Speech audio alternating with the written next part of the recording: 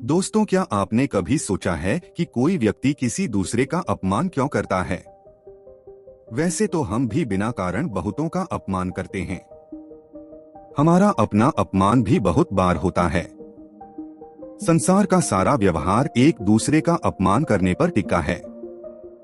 जैसे पति अपनी पत्नी का अपमान करता है, पिता अपनी संतानों का अपमान करता है, नौकरी देने वाला अपने नौकर का अपमान करता है। अर्थात जो बलवान है वो कमजोर आदमी का अपमान करता है। यदि हम शक्तिशाली है तो अपमान के बदले में लड़ाई करते हैं, और यदि लड़ने की शक्ति नहीं है तो हम अपमान को सहन कर लेते हैं, स्वयं को निर्बल और असहाय मान लेते हैं। हमें छोटे होने का एहसास होता है। ऐसा प्रतीत होता है जैसे हमारी आत्मा कुचल दी गई हो, हमारे आत्मविश्वास का नाश हो गया हो। अपमान होने के कारण हमें अत्याचार सहने की आदत सी पड़ जाती है। किंतु किसी का अपमान क्यों करता है? और जब व्यक्ति को अपने ऊपर विश्वास नहीं होता तो वो शराब और जुए जैसी बुरी आदतों में अच्छा ढूंढने का प्रयास करता है, मन से रोगी बन जाता है। आखिर किसी भी मनुष्य की ऐसी दुर्गति क्यों हो जाती है? अपमान करने वाला वास्तव में क्या सिद्ध करना चाहता है? कभी आपने गहराई से विचार किया है? तो आइए समझते हैं। भगवान बुद्धा की इस कहानी से दोस्तों कहानी सी है, लेकिन बहुत गहरी है। कहानी की शुरुआत करते हैं। एक दिन गौतमा बुद्धा अपने शिष्यों को उपदेश दे रहे थे। तभी एक शिष्य उठकर बोला, गुरुदेव, जब कोई हमारा अपमान करता है तब हमें बहुत दुख होता है, निर्लज्जता का एहसास होने लगता है। अपमान होने पर जो अंदर में मन में पीड़ा होती है उसका हम कैसे निवारण कर सकते हैं? बुद्धा बोले, ये सत्य है कि हर प्रकार के दुख का निवारण किया जा सकता है। महात्मा बुद्धा, इसी संदर्भ में मैं तुम्हें कथा सुनाता हूँ। एक व्यक्ति गुरु के पास आया और उसने कहा, गुरुदेव, मैं अपने नगर में बहुत बड़ा धनी व्यक्ति हूँ, मेरा यहाँ बहुत सम्मान है, सब लोग मेरी बहुत इज्जत करते हैं, मैं जहाँ जाता हूँ लोग वहाँ खड़े हो जाते हैं। मैं चाहता हूँ कि लोग मेरा हमेशा ऐसा ही सम्मान करते रहे, मेरा कभी कोई अपमान ना करे। लेकिन अगर किसी ने कभी मेरा अपमान कर दिया तो मुझे क्या करना चाहिए? गुरु कहा, कल से मैं तुम्हारे नगर में एक प्रवचन देने आ रहा हूँ, तुम्हें वो प्रवचन रोज सुनने आना होगा। पूरे 10 दिन तक इस नगर में मैं प्रवचन दूंगा। अगर तुम 10 के 10 दिन वो प्रवचन सुन लेते हो तो फिर इस पूरे संसार में तुम्हारा कोई अपमान नहीं कर सकेगा। उस धनी व्यक्ति ने कहा, जी गुरुदेव, जैसा आप कहे मैं बिल्कुल वैसा ही करूँगा, और पूरे 10 दिन मैं आपके प्रवचन सुनने आऊँगा और आपका प्रवचन बड़े ध्यान से सुनूंगा। गुरु ने अगले दिन से प्रवचन देना शुरू कर दिया। वो व्यक्ति भी वहाँ प्रवचन सुनने के लिए उपस्थित हुआ और अपने साथ एक बड़ी और ऊंची कुर्सी लेकर आया और उस कुर्सी को गुरु की बगल में लगा दिया। उस कुर्सी पर विराजमान हो गया। सभी लोग उस व्यक्ति के सामने खड़े हो गए, क्योंकि उस नगर के सभी लोग सेठ का बहुत सम्मान करते थे। उसने सबको बैठने के लिए कहा और गुरु से, गुरुदेव चलिए अपना प्रवचन शुरू कीजिए, मैं सुनने के लिए तैयार हूँ। गुरु ने कहा, पहले तुम यहाँ से उठो और पीछे जाकर खड़े हो जाओ, जब तक कि मैं ना कहूँ बैठना नहीं है। ये बात सुनकर उस व्यक्ति को बड़ा अजीब लगा, फिर भी वो उठा और गुरु के कहने पर पीछे जाकर खड़ा हो गया। गुरु ने अपना प्रवचन देना शुरू कर दिया। बहुत देर हो गई पर गुरु ने उसे बैठने के लिए कहा ही नहीं। उसने गुरु को प्रवचन देते समय रोक कर कहा, गुरुदेव, आप कुछ भूल तो नहीं गए? मैं अभी भी खड़ा। गुरु ने कहा, कोई बात नहीं, तुम अभी खड़े हो। पूरा प्रवचन समाप्त हो गया पर गुरु ने उस व्यक्ति को बैठने के लिए कहा ही नहीं। सभी लोग गुरु को प्रणाम करके वहां से अपने घर चले गए। वो व्यक्ति गुरु के पास आया और कहा, गुरुदेव, आपने मुझे पूरे प्रवचन के दौरान पीछे क्यों खड़ा रखा? आपने तो मुझे बैठने के लिए कहा ही नहीं। गुरु ने उस धनी सेठ की बात को अनसुना कर दिया और कहा, कोई बात नहीं, अब तुम जा सकते हो। गुरु के कहने वो अपने घर चला गया। वो धनी सेठ फिर से अगले दिन गुरु के प्रवचन सुनने आया और अपनी उस ऊंची कुर्सी पर बैठ गया और गुरु से कहने लगा, गुरुदेव, कल का प्रवचन बहुत बढ़िया था, मुझे बहुत पसंद आया, आप आज का प्रवचन शुरू करें। गुरु ने कहा, बिल्कुल, आज का प्रवचन मैं शुरू करूंगा, पर इससे पहले तुम वहाँ पीछे जाकर खड़े हो जाओ और जब तक मैं ना कहूँ तब तक मत बैठना। सेठ को आज फिर बड़ा अजीब लगा। इतने सारे लोगों के सामने जो लोग उसका इतना मान सम्मान करते थे, उसके आते ही खड़े हो जाते। वो सब लोग बैठे रहे और वहाँ वो पीछे खड़ा रहा, फिर भी पीछे जाकर खड़ा हो गया। गुरु ने इस बार भी उसे बैठने के लिए नहीं कहा। पूरा प्रवचन समाप्त हो गया। अब वो व्यक्ति बहुत परेशान था, उसे समझ नहीं आ रहा था कि गुरु उसके साथ ऐसा क्यों कर रहे हैं। वो उसे बैठने के लिए क्यों नहीं कहते। जब वो रास्ते पर चलता तो उसे लगता कि सभी लोग उसे देख रहे हैं, उसका मजाक उड़ा रहे हैं। उसके मन को बहुत ठेस लग रही थी। आखिरकार दिन उसने निश्चय किया कि मैं आज बैठकर ही रहूंगा, चाहे गुरु कुछ भी कहे। आखिरकार मेरा भी तो कोई सम्मान है, मैं इस नगर का सबसे बड़ा धनी और सम्मानित व्यक्ति हूँ। तीसरे दिन वो फिर से गुरु के प्रवचन में पहुँचा और अपनी ऊंची और बड़ी कुर्सी पर बैठ गया। गुरु कुछ कहते इससे पहले बोला, गुरुदेव मैं यहाँ एक सम्मानित धनी व्यक्ति हूँ, आज मैं पीछे खड़ा नहीं रहूंगा। गुरु ने कहा कोई बात नहीं, तुम यहीं बैठे रहो। ये सुनकर व्यक्ति बड़ा खुश हुआ। अचानक गुरुदेव वहाँ से उठ गए और पीछे जाकर बैठ गए जहाँ धनी व्यक्ति खड़ा रहता था। फिर क्या था, पंडाल में बैठे सभी लोगों ने उनकी ओर ही मुकर लिया और व्यक्ति पीछे कुर्सी पर ही बैठा रह गया। ये देखकर उस व्यक्ति को क्रोध आ गया। वो क्रोध की आग में तपने लगा, वहाँ से उठकर चला गया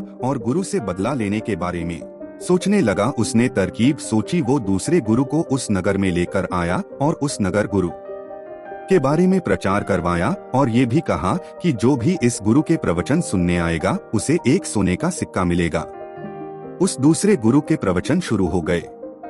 वो धनी व्यक्ति वहाँ भी गुरु के बगल में एक ऊंची और बड़ी कुर्सी पर बैठ गया। जब लोगों को पता चला कि उस दूसरे गुरु के प्रवचन सुनने से एक सोने का सिक्का मिलता है तो सारे के सारे लोग सोने के सिक्के के लालच में उस दूसरे गुरु के प्रवचन में कूद पड़े। वहाँ बहुत भीड़ इकट्ठा हो गई। आसपास के गांव के लोग भी आने लगे। वो धनी व्यक्ति भी सीना चौड़ा करके हर एक व्यक्ति को एक एक सोने का सिक्का बांटता रहा। प्रवचन में आए हुए सभी लोग उस व्यक्ति के जय जयकार करने लगे। वो दूसरा गुरु भी उस धनी व्यक्ति की प्रशंसा करता। सब कुछ बहुत अच्छा हो रहा था। 9 दिन गुजर चुके थे। उस धनी व्यक्ति ने सोचा उस गुरु के भी हालचाल देख लेता हूँ जिसने मेरा अपमान किया था। वो उस गुरु पास पहुँचा तो देखा गुरु आज भी प्रवचन दे रहे थे। उसके सामने दूर पीछे एक व्यक्ति खड़ा था और वो केवल उस एक व्यक्ति को ही प्रवचन दे रहे थे। गुरु और उस प्रवचन सुनने वाले व्यक्ति के अलावा दूसरा कोई और उस पंडाल में मौजूद नहीं था और व्यक्ति अकेले ही बहुत शांति से गुरु का प्रवचन सुन रहा था। वो धनी व्यक्ति गुरु के पास पहुंचा और कहा, क्यों गुरुदेव, मुझे अपने पास कुर्सी पर नहीं बैठने दिया ना? अब मैं भी बड़े गुरु के पास बैठा हूँ। सभी लोग उनके प्रवचन सुनने आ रहे हैं। सब लोग मेरी जय जयकार कर रहे हैं। गुरु मुस्कुराए और बोले, अपनी जय जयकार कराओ, मुझे अपना प्रवचन पूरा करने दो। धनी व्यक्ति ने कहा, आप किसे प्रवचन दे रहे हैं? उस एक व्यक्ति को और उसे भी वहाँ दूर खड़ा करके रखा है, मैं उसे भी अपने साथ ले जाऊंगा उस दूसरे गुरु के प्रवचन सुनने के लिए। गुरु हंसे और गुरु ने कहा, ले। उस धनी व्यक्ति ने उस पीछे खड़े व्यक्ति से कहा, चलो मेरे साथ, इनसे भी अच्छा प्रवचन मैं उन दूसरे गुरु से दिलवा रहा हूँ और अगर तुम मेरे साथ चलोगे तो मैं तुम्हें एक नहीं 2 सोने के सिक्के दूंगा। उस दूर खड़े व्यक्ति ने मना कर दिया। उस धनी व्यक्ति ने फिर से कहा, चलो मैं तुम्हें 4 सिक्के देता हूँ। उस व्यक्ति ने फिर से मना कर दिया। धनी व्यक्ति ने कहा, चलो यहाँ से सब छोड़ो, मैं 100 सिक्के देता हूँ। उस व्यक्ति से मना कर दिया। धनी व्यक्ति के अहंकार को ठेस पहुँच रही थी। उसने कहा कि मैं इतना दूंगा कि तुम्हारी 7 पुश्ते बैठकर खाएंगे। जमीन दूंगा, 1000 सोने के सिक्के दूंगा। दूर खड़े व्यक्ति ने फिर मना कर दिया और कहा, अगर तुम यहाँ से चले जाओगे तो जितना चाहोगे उतना धन दूंगा, जितनी जमीन कहोगे उतनी दूंगा, राज्य मांगोगे तो रास दूंगा।